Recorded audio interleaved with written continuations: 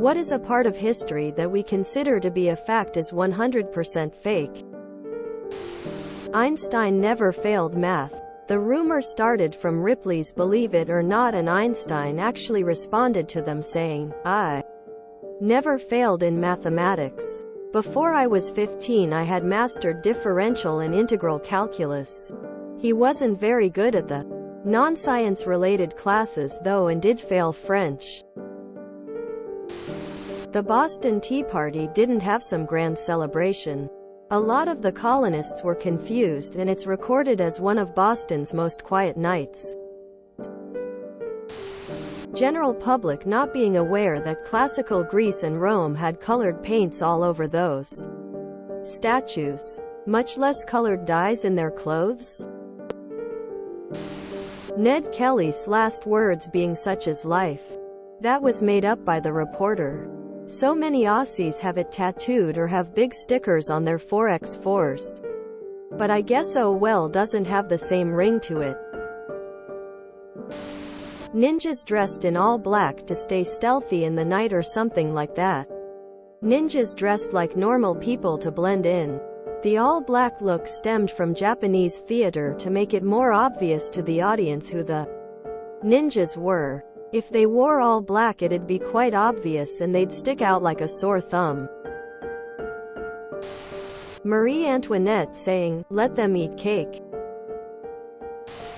That people used swords and axes all the time.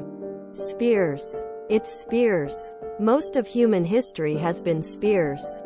Vikings used spears. Samurai and knights used spears. Hell, bayonets exist because people felt you always need a spear, even with a rifle in your hand. William Blake said, "When the stars threw down their spears and watered heaven with their tears." Which is stupid. No one throws down their spear. Spears are great for poking people to death. That Hitler was a raging, shouting maniac in person. I think we want to believe that he would be that way because the idea that someone who was polite and low-key could be so evil is really disturbing. According to his personal secretary and many people who knew him, Hitler rarely showed anger and was subdued but friendly in private. Trottel Junge was there during the incident that inspired the scene in the movie Downfall that became a meme, and she said that she was completely shocked to hear Hitler raise his voice. She had worked for him for over 2 years. That historically people, especially the peasant class of medieval Europe, stank. This is born of two factoids. Firstly, that people very rarely if ever had baths. And secondly, that people rarely if ever washed their clothes. Both are kind of true but misleading and with massive caveats. First, bathing. Think of the amount of work involved in preparing a bath in the days before hot running water. You go to the well, get a bucket of water, lug it back across the village to your house, put it in a pan over the fire to heat it up. That's one bucket. You'd have to do that half a dozen times at least, even if you've got servants to do all the actual work. It would take a lot of servants a lot of time to get you a bath ready. But that doesn't mean people didn't wash. Most people washed daily using a basin of water and a cloth. Basically a sponge bath. Soap made of animal fat and ash has been around for thousands of years and is pretty effective at lifting dirt off the skin. As any one of us who's had to sponge bathe for a while, e.g. after a surgery, will know, it may not be ideal, but it gets the job done.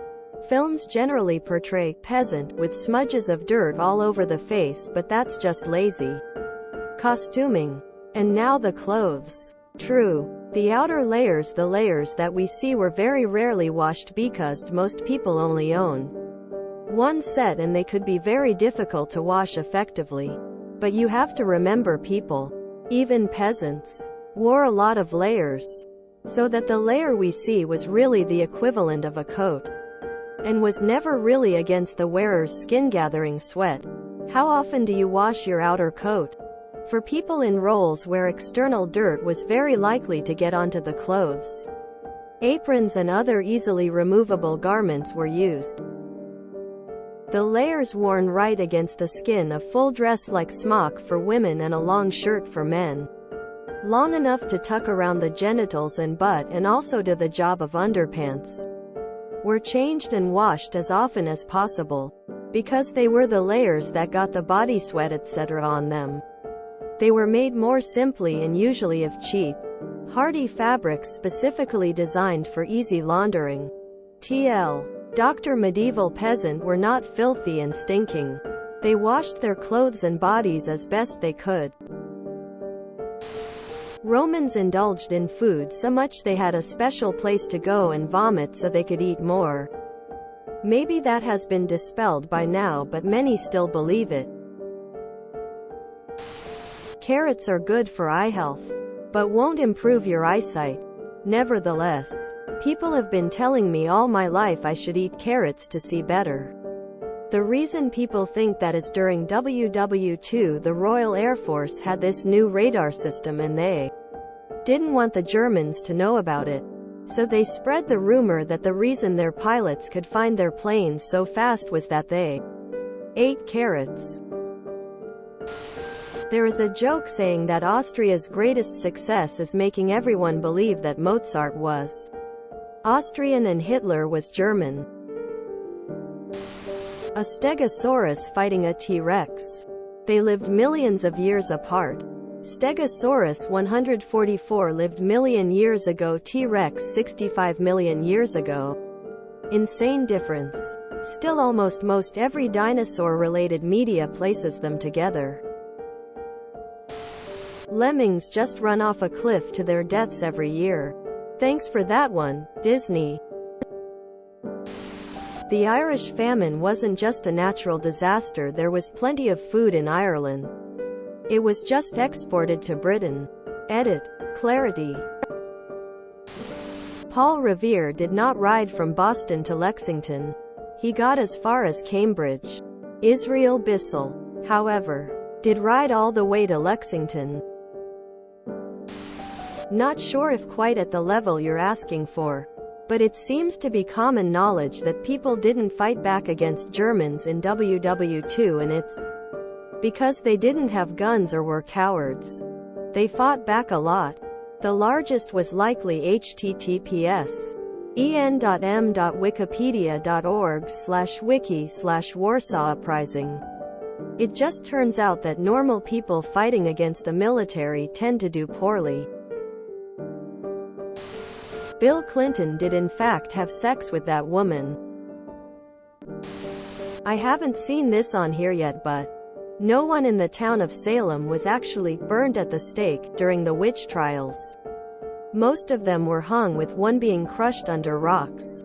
But with most of the kids in school now reading The Crucible, I think this'll start being more well known. Edit. Grammar. For those who really care.